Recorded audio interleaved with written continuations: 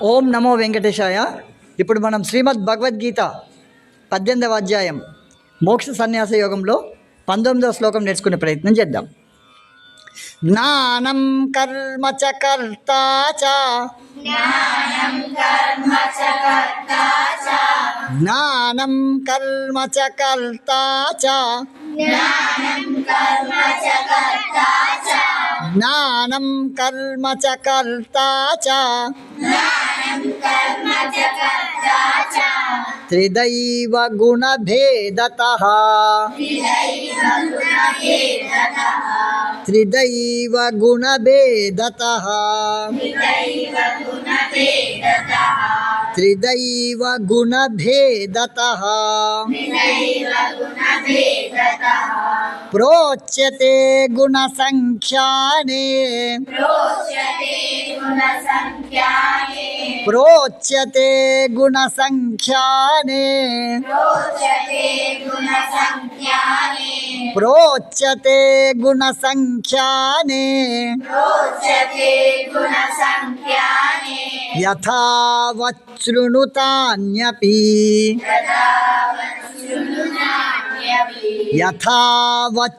యథావచ్ఛృణుతాన్యపి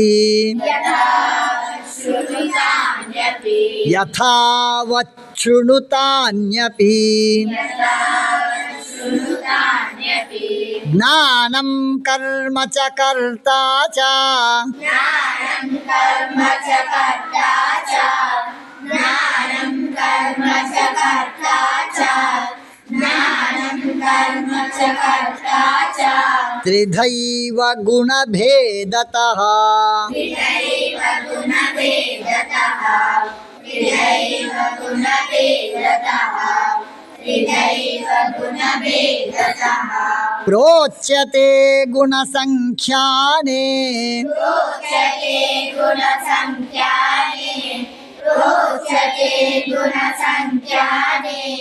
ప్రోచ్యతే గుణసంఖ్యానే యథావచ్ఛృణుతాన్యపి యథావచ్ఛృణుతాన్యపి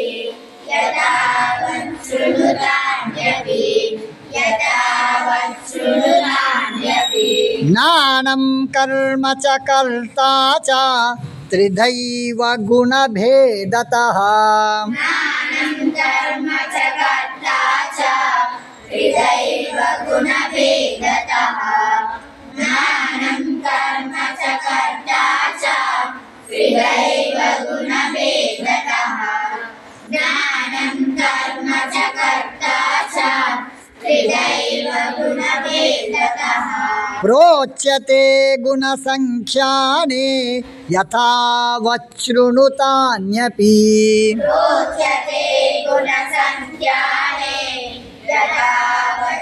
యథావచ్ఛృణుతాన్యపి ప్రోచ్యతే గుణసంఖ్యానే యథావచ్ఛృణుతాన్యపి ప్రోచ్యతే గుణసంఖ్యానే యథావచ్ఛృణుతాన్యపి एक दो జ్ఞానం కర్మ చ కర్తా చ త్రిదైవ గుణభేదతః ప్రోచ్యతే గుణసంఖ్యానే యథావచ్ఛృణుతాన్యపి एक दो జ్ఞానం కర్మ చ కర్తా చ త్రిదైవ గుణభేదతః ప్రోచ్యతే గుణసంఖ్యానే యథావచ్ఛృణుతాన్యపి एक दो జ్ఞానం కర్మ చ కర్తా చ త్రిదైవ గుణభేదతః ప్రోచ్యతే గుణసంఖ్యానే యథావచ్ఛృణుతాన్యపి